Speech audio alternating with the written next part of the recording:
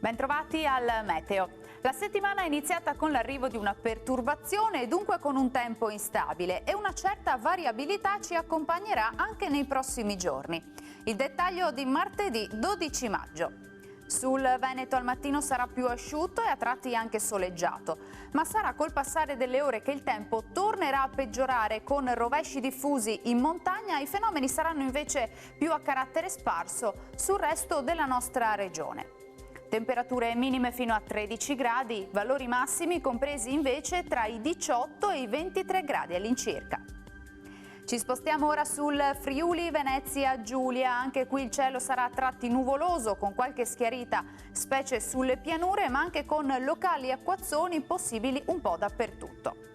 Temperature minime tra 10 e 13 gradi, massime tra i 17 e i 21 gradi. Infine uno sguardo alla situazione del Trentino Alto Adige, anche qui tempo instabile con alternanza di pioggia e sole ovunque. Temperature minime sui 12-13 gradi all'incirca, valori massimi fino a 21 gradi. Dal Meteo per ora è tutto, vi auguro un buon proseguimento in compagnia di Antenna 3. Arrivederci.